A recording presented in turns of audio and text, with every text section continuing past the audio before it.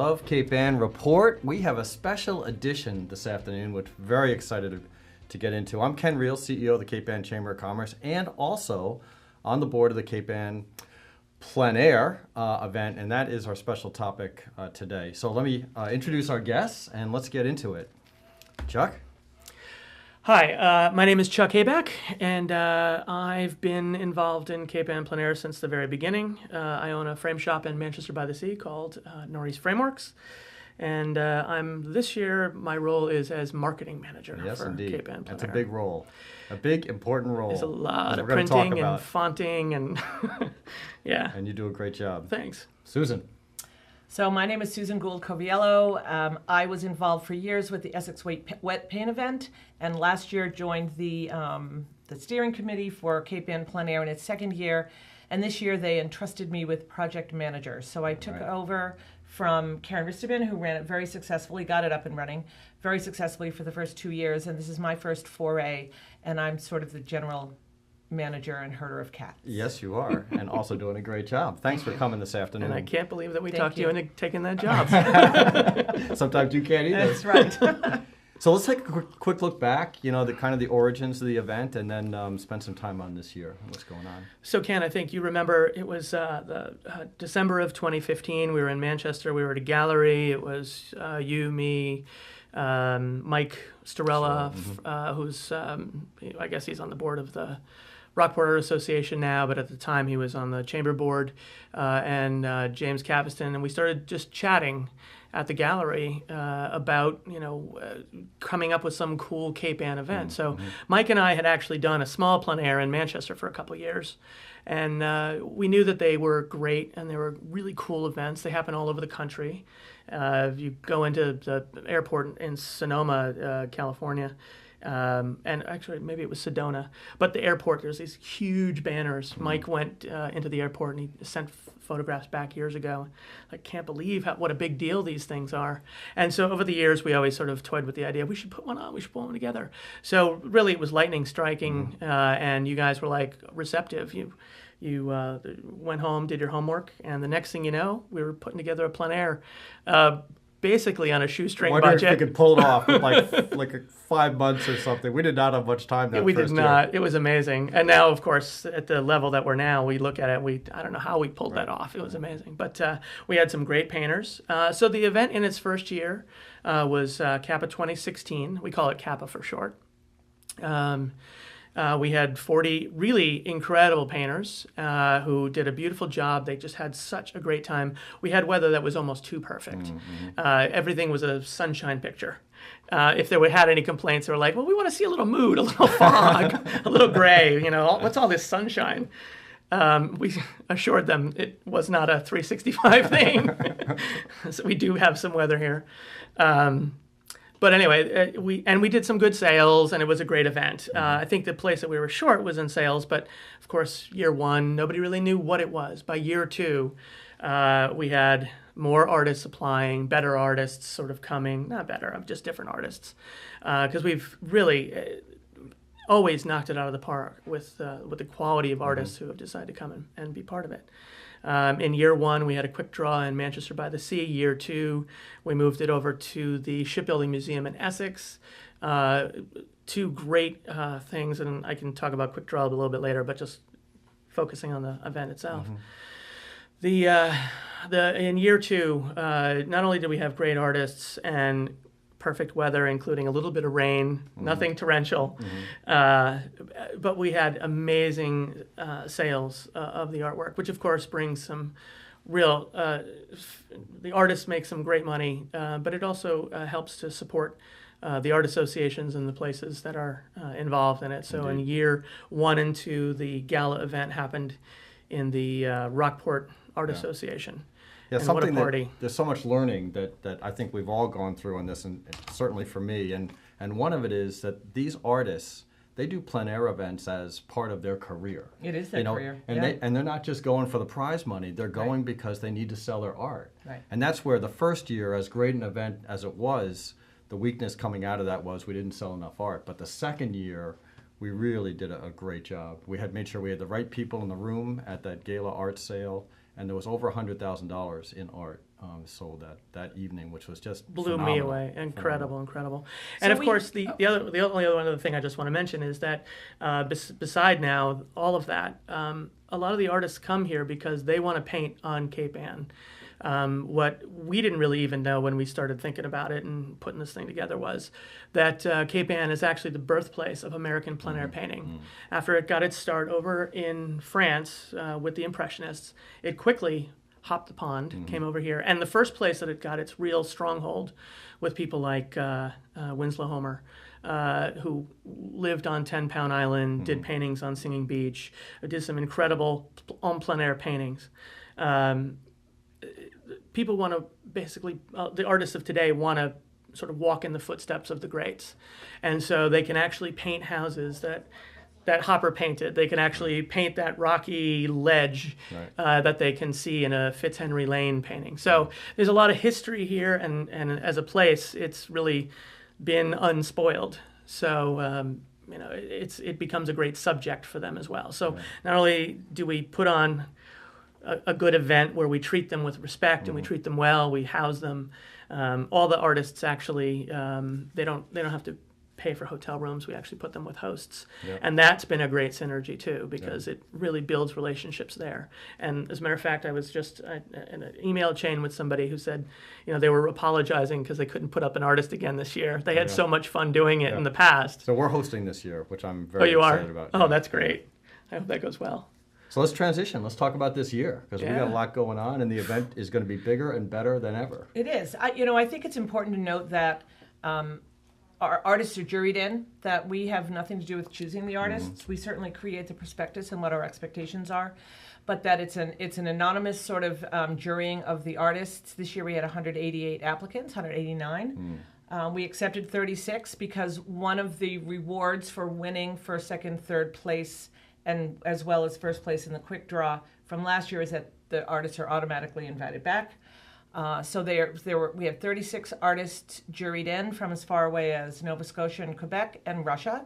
But it's also really important to note that Ken Knowles and John Caggiano, both of Rockport, were juried in, and they are they're two of the local artists that are participating. Yeah. We also have artists from as close as Swampscott, Boston, and Newburyport, as well as everybody across the country. So a nice mix of local and national and even international in this event, which is just wonderful. It's pretty exciting. We have 9 new artists coming this year who have not been juried in before, and I think that's also really important because we want to keep the art and the perspective fresh for buyers, because a lot of the same folks come back to buy art every year. Yeah.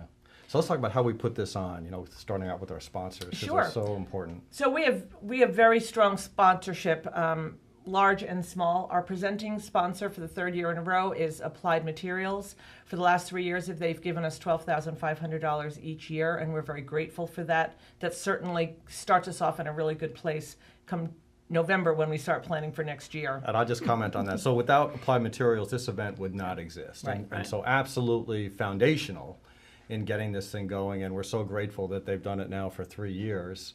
And now that we're standing up Plein Air as a separate organization, we have a way forward to do this with Applied's help. But if they want to pull back a little bit, that's expected. Right. And they've gotten us to this point. So just a wonderful community effort on their part, and risky, frankly. That first year was risky, and they took it, and it's been a huge success. And I met with the grants lead actually yesterday, and showed her some of the results with the best of the Bonds Award, and recently the certificate from the governor, which you could talk a little bit about. Sure. And just great examples of the success of this event. Yeah.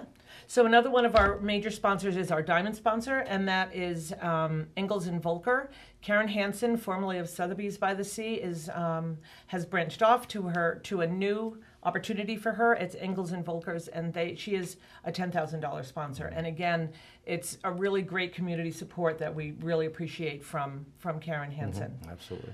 We also have platinum sponsors, Stephen and Jill Bell, and Nancy Legendre and Walter Harrelhe. and gold sponsor Dusky Foundation of the Essex County Community Foundation.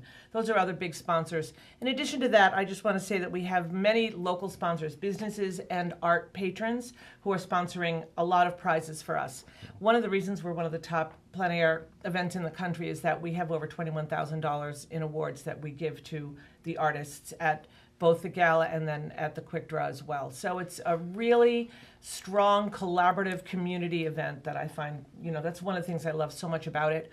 Our board of directors is made up of folks from the Essex Shipbuilding Museum, North Shore Art Association, Rockport Art Association, of course, Ken at the Chamber, Sea Arts, Chuck is on the board of Sea Arts. And so it's a really good mix and a good cross-section of people who love Cape Ann and love to sell Cape Ann to the greater community. And a unique aspect of this is part of that sponsorship, the funds goes towards the marketing of the event. And so there is significant funding that goes marketing this really nationally and even internationally through media like the Plein Air magazine, both the magazine itself, but also online, and everything that we do in social media. And shout out to Colleen, who just does such a great job in posting every single day. Every single on day. Facebook, and we're a reader. We look at it every single day because we love her posts. Well, it's such a feel-good event because, in positive, negative, whatever you feel about the political times that we're in, it can get you down. And, if you I just mentioned to somebody Plein Air, Cape Ann Plein Air's Facebook page, and they said, oh, it's the highlight of my day. I go there. So beautiful. We see amazing work by either past artists who are part of the event this year, some other work that they've done in other places, or it's some of the art history. Or it's things about the local community, the arts community. What has North Shore got going on at North Shore Arts Association? What's going on at Rockport Art Association this week? And so it really then becomes more of a hub. If you're interested in the arts in Cape Ann, our Facebook really has become a place where you can get a lot of information. Yeah. So I'm going to give a rundown, if I Let's can, talk about the of week. the week. You okay, betcha. So the week starts out on Sunday, October 7th. The artists come from 7 o'clock in the morning to 5 p.m., and most of them get there within the first 2 or 3 hours. And we register them, we stamp their canvases, and they are out the door painting. Let me just say something about that. So just so everybody knows, the artwork is done the week of Cape Ann Plein Air. It's not they're bringing work with them. Right. They're coming from everywhere, but we actually do that stamping so that we know that this canvas is virgin. Right. We stamp it. It's done this week. Right. So they take those virgin canvases, and they don't even drop their gear in the door. They will immediately be outside someplace in the Essex Shipbuilding yard, the shipyard, which is a very, very popular place for plein air painters to painting for the day. At 6 o'clock, we have an open. Right on the cover, I think that was done at the. At 6 p.m., from 6 to 8 o'clock, we have a free and open to the public reception and opening evening to meet the artists. They are each bringing a couple of paintings that they will also display during the week that are not part of the competition. So everybody's welcome down to Essex at the Shipbuilding Museum at 66 Main Street. You know where it is. It's that great working museum that's right on the causeway in Essex. During the week, we have things going on during the day, and at night, every day, there's a demo by a different artist in a different location in each of the 4 communities, as well as dinner time opportunities. Monday night, you can meet the artists from 4 o'clock on at Tono. Tuesday night, Charles Gallery on Main Street in Gloucester is doing a reception for the artists, and that is from 6 to 8 o'clock. And again, that's free and open to the public. The artists will be there. They'll be showing their art. She's going to be showing their art for the week. And that's always another really good time to sort of get to know the artist and start to figure out who you like and who you want to follow. Wednesday night is pizza night at Bravo at Manchester by the Sea, and we're going to have some free pizzas for the artists, and you're welcome to come by and have some pizza and fun with them. On Thursday, we have a dinner at the studio, and a new part of the event this year is a nocturne night. It's nocturne on the neck, and it's a Rocky Neck, and the artists have the opportunity to scatter themselves around Rocky Neck and sort of paint as the sun is going down. And we have an award for Best Nocturne, and that's always a That'll be beautiful, fun. beautiful Yeah. painting. It's new for us. We're trying Yeah. something a little bit different. Yeah, I'm looking We've forward seen to it that. happen in a lot of other events, and that the event will hold a nocturne night. And knock on wood, the weather's good. But these artists love their nocturnes. They Yeah. love getting Right. out there in the dark. They've all got their little headlamps, their little light over their easel. It's amazing. So I hadn't really thought about that because you can't see the canvas. Can't right, see without or what light. you're but mixing. If you've got light coming off the canvas, Yep. then it's hard to see what you're painting. Yep. So that's interesting. It's yeah, a it's gonna super be really challenge. fun to watch. Yeah, and then the studio is doing half price food for everybody. That's Thursday night, starting around 6:30. That's a fun. Everybody has It's a lot really of fun. in it. fun. It's really fun. And then Friday, the artists have to drop off their paintings by 4 p.m. on Friday, and that they're being dropped off at North Shore Art Association, where the gala is going to be the next night. But first, on Friday night at the Gloucester House, starting at around 6 o'clock or so, it's a lobster bake. Again, it's free and it's free to the artists. It's $30 per person. The public is welcome to come. We got a little lore from Lenny Linquata, tells us fish tales of Gloucester. Did you know these microphones were invented right in Gloucester? It's a complete lobster dinner. The artists really relax. They unwind. It's been a long week. They've worked really, really hard painting all over the Cape for 5 or 6 days, and they're ready to unwind a little bit. This year we have Alan Estes is going to come and do some music for nice. us. That's great. Yeah. And I have it in good word from several of the artists that they're always packing their own instruments. So I have an opportunity. I have a feeling it's going to be an opportunity for everybody to let go and That have would be a some lot really of fun fun. with the music. Yeah. Once the pressure's off, because now they've turned in their competition work, they're ready to have a good time. Yeah. So that's a really fun night. So And how then about the big night? So the big night is Saturday night, October 13th, at North Shore Art Association. Beginning at 4:30 and going until 6 o'clock, there is a premier pre-party. And those tickets are $150 each. We're selling a very few number of those. It's really a time for true art patrons to come and get a first glimpse of the art before there are 200 people in the room a little later in the evening. But starting then at 6 o'clock and running till 9. I think it's 9. Yeah. Yep, it's 9. For $65 per ticket, you can come and once again meet the artists. They're there. Each artist hangs 5 paintings, and they have 3 others that they've done during the week in case they're sold off the wall, and they will be sold off the wall. We can replace their art during the evening. It's your opportunity to buy the art that has been painted in your backyard all week long. After September 30th, the tickets go to $75, and it's really important to note that if you buy a ticket and then you buy a painting, you can subtract that ticket price from the price of the art. So that's also important for everybody to know. And that's whether it's the $150 collector preview or the $60 Right. or $75. Correct. Yeah. Right. Okay. Good. And then, just when you thought we've had all the fun we could possibly have, Sunday is the quick draw. And the quick draw is happening in Rockport. It's happening in the Rockport Cultural District. From 7:30 to 9 o'clock, up to 120 artists will be coming to register at Rockport Art Association. At 9 o'clock, the horn blows and 120 artists are going to start painting in downtown Rockport. And they can only paint for 2 hours.